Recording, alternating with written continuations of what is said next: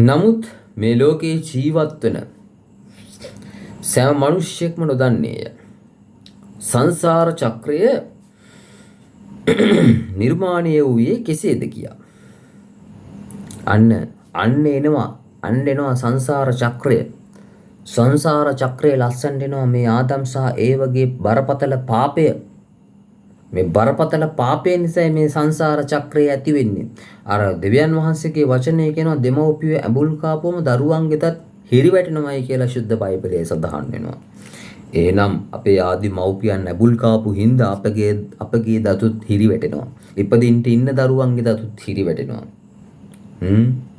ඒ හිරි වැටීමෙන් බේරෙන්න නම් අපි ස්වාමීන් වහන්සේ යේසුස් වහන්සේව අපි අදහා ගත යුතුයි. එසේ අදහා ගන්නට නම් අපි වචනය හරියාකාරව දැනගන්න ඕන අය. සමහරු කියනු ලබන අප සංසාරයේ කරුණු ලැබූ පව් පින් අනුව එසේ සිදුවේ කියා. නමුත් එය නොවේ සත්‍ය. සත්‍ය අනුව එය එසේ සිදුවේ කියා. නමුත් එය නොවේ සත්‍ය. සත්‍ය නම් අපගේ ආදි මව්පියන් වන ආදම් සහ ඒව දේව හරට අකීකරු වී සාතන්ගේ කීමට කීකුරු වී නොකන්නයි කියූ ගසෙන් ගෙඩි කාපු නිසාය. දැන් ඔබට සිතෙන්නට පුළුවන් ආදම් සහ ඒව පව්කොට දෙව්මිනිස් සම්බන්ධතාවයෙන් වෙන් වෙනවා නම් ඇයි මහෝත්තම වූ දෙවියන් වහන්සේ ඔවුන්ව මැවුණු ලැබුවේ? අන්න නියම ප්‍රශ්නේ. ඕක තමයි එන්නේ. දෙවියන් වහන්සේට හැම දෙයක්ම දකිනවා නම්, දෙවියන් වහන්සේ හැම දෙයක්ම දන්නවා නම්, දෙවියන් වහන්සේට ඉදිරියේ පේනවා නම්, දන්නවා නම්, ඇයි දෙවියන් වහන්සේ මිනිස්සුව මේ ලෝකෙට මැව්වේ? දැන් දෙන්නක උත්තරේ.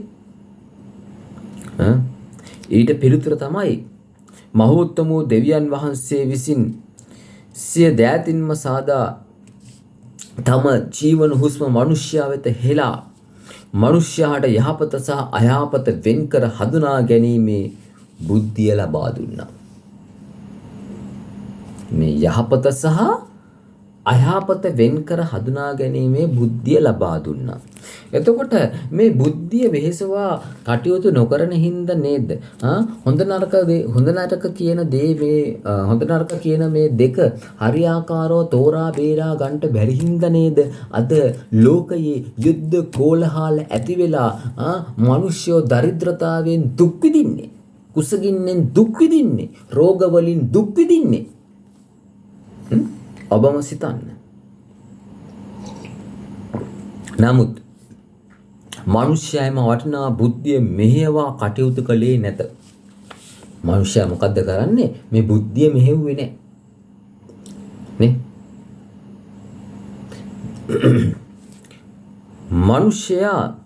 මිනිස්යාගේ අනුවණ කමින් පාපය උරුම වුණා. එම පාපයට ජන්ම පාපයයි කියනවා. හරියට නිකම් දරුවෝ වැරදි කරලා දෙමව්පියන් දොස් නගනවා වගේ වැඩක්. ඒ වගේ වැඩක් නේද සිද්ධ වුනේ. දරුවෝ වැරදි කරන්නේ. දෙමව්පියෝ බැනුම් අහන්නේ. මුන්ගේ මහයුන් තමයි මේකට වග කියන්න ඕන.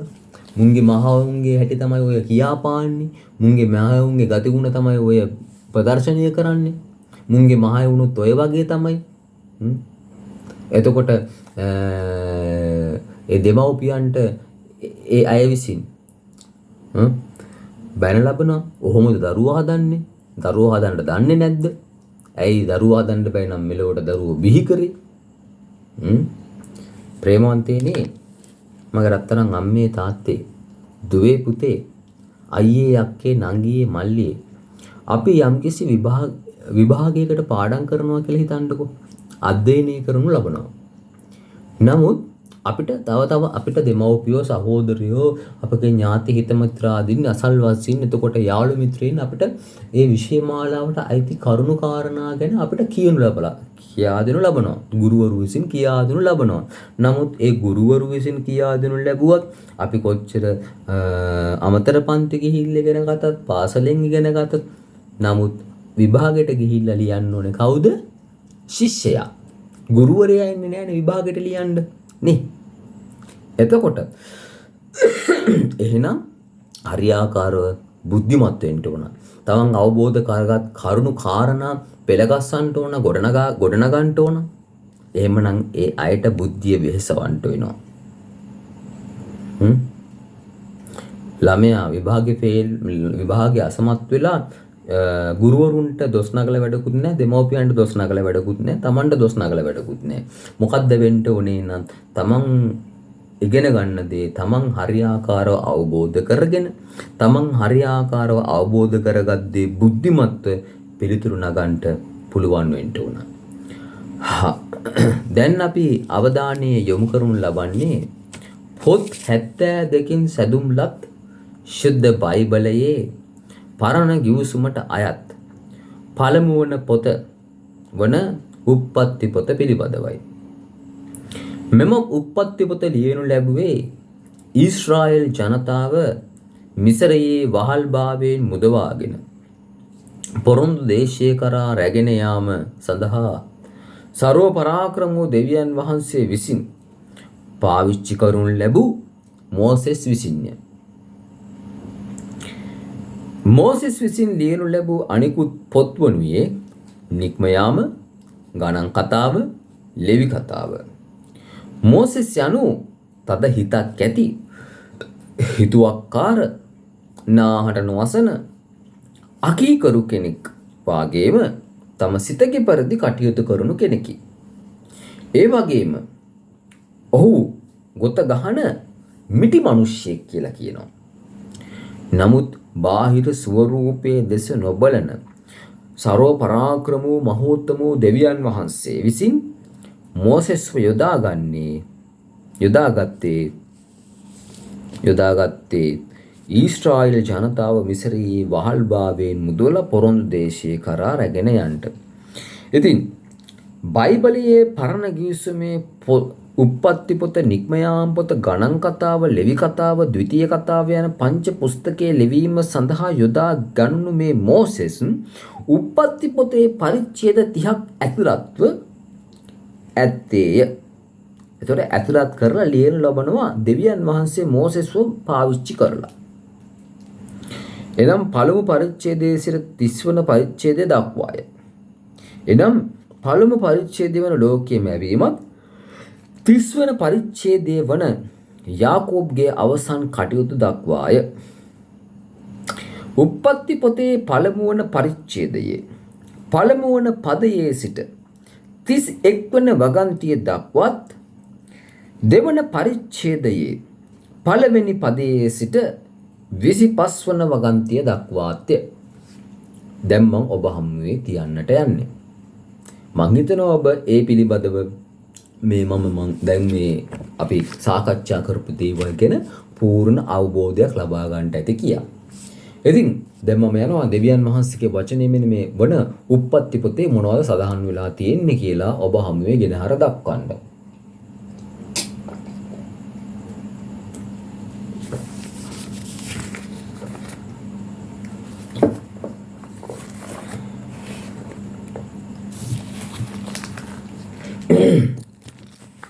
උප්පත්ති කතාව යයි සාමාන්‍යයෙන් කියනු ලබන මෝසෙස්ගේ පළමුවෙනි පොත.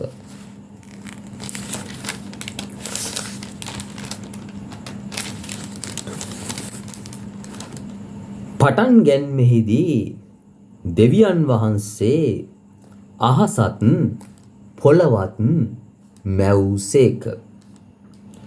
පොළව වනාහි පාළුව හිස්ව තිබුණාය. ගැඹුර පිට අන්ධකාරය විය. දෙවියන් වහන්සේගේ ආත්මය ජල මතුයේහි හැසිරෙමින් සිටීසේක. දෙවියන් වහන්සේ එළිය වේවායි කීසේක. එවිට එළිය විය. එළිය යහපත් බව දෙවියන් වහන්සේ දුටුසේක. දෙවියන් වහන්සේ අන්ධකාරයෙන් එළිය වෙන්කොට එළියට දහවල කියාද අන්ධකාරයට රාත්‍රිය කියාද නම් තැබූසේක. සවස විය උදේ උදාවිය. ඒ එක දවසක්ය. දෙවියන් වහන්සේ ජල මාධ්‍යයෙහි අවකාශයක් වේවා. ඒ කරුණු කොටගෙන ජලය ජලයෙන් වෙන් වේවායි කීසේක. දෙවියන් වහන්සේ අවකාශයේ සාදා අවකාශයට උඩින් තිබුණු ජලයෙන් අවකාශය රටින් තිබුණු ජලය වෙන් කළසේක. ඒ එසේ විය. දෙවියන් වහන්සේ අවකාශයට අහසේ කියා නම් තැබූසේක. හවස විය උදය උදාවිය ඒ දෙවෙනි දවසක්ය. දෙවියන් වහන්සේ අහසට යටින් තිබෙන ජලය එක් තැනකට රැස් වේවා.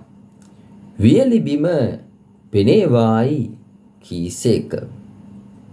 ඒ එසේ විය. දෙවියන් වහන්සේ වියලි බිමට පොළවය කියාද රැස් වූ ජලයට මුහුදය කියාද නම් තැබූසේක. දෙවියන් වහන්සේ ඒ යහපත් බව දුටුසේක. දෙවියන් වහන්සේ පොළොව වනාහි තෘණද බීජ උපදවන පලාද ඒ වර්ග ලෙස පලදරන බීජ සහිත පළවෘක්ෂද පොළොව පිට හටගන්වා වයි කීසේක. ඒ එසේ විය. තෘණද ඒ වර්ග ලෙස බීජ උපදවන පලාද ඒ වර්ග ලෙස බීජ සහිත පලදරන වෘක්ෂද පොළවෙන් හටගත්තේය. දෙවියන් වහන්සේ ඒ යහපත් බව දුටුසේක. සවස විය උදය උදාවිය ඒ තුන්වෙනි දවසය.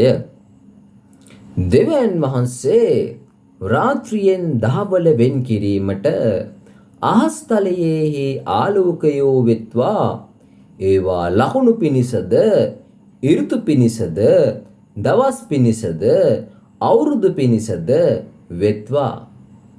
පොළොවට එළිය දීමට ඒවා අහස්තලයේහි ආලෝකයන් පිණිස වේවායි වෙත්වායි කීසේක. ඒ එසේ විය. දෙවියන් වහන්සේ මහත් ආලෝක දෙක සෑදූසේක. වඩා මහත් ආලෝකයේ දිවාභාගය කෙරෙහි අධිපතිකම් කරන පිණිසය. කුඩා ආලෝකයේ රාත්‍රී භාගය කෙරෙහි අධිපතිකම් කරන පිණිසය. උන්වහන්සේ තාරකාද සෑදූසේක. පොළොවට එළිය දෙන පිණිසත් දවාල කෙරෙහිද රාත්‍රිය කෙරෙහිද අධිපතිකම් කරන පිණිසත් අන්ධකාරයෙන් එළිය වෙන් කරන පිණිසත් දෙවියන් වහන්සේ ඒවා අහස්තලයේහි තැබූසේක. දෙවියන් වහන්සේ ඒ යහපත් බව දුටුසේක. සවස් විය උදය උදාවිය ඒ 4 වෙනි දවසය.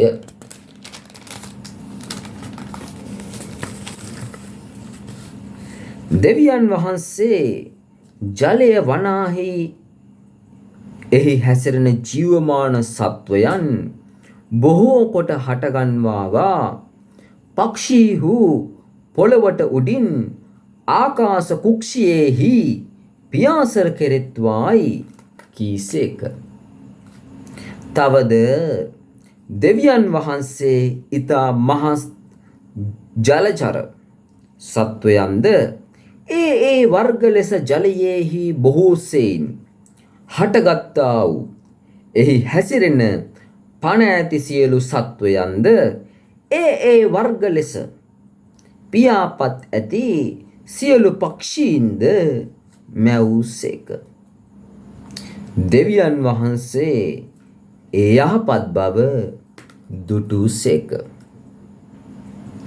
දෙවියන් වහන්සේ උන්ට ආශිර්වාද කොට තොපි සපලව බෝවෙමින් මුහුදු ජලය පුරා පැතිර සිටියු. පක්ෂීහුද පොළොවේහි බෝවෙත්වායි කීසේක. සවස විය උදය විය ඒ 5 වෙනි දවසක්ය. දෙවියන් වහන්සේ පොළොව වනාහි ඒ වර්ග ලෙස තිරිසනුන්ද බඩගා යන ජාතීන්ද පොළොවේ මෘගයන්ද යන ජීවමාන සත්වයන් ඒ වර්ග ලෙස හටගන්වාවායි කීසේක. එසේ විය.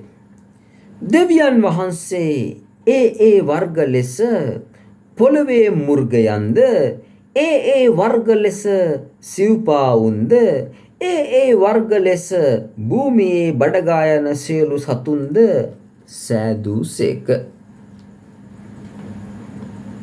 දෙවියන් වහන්සේ ඒ යහපත් බව දුටුසේක. තවද දෙවියන් වහන්සේ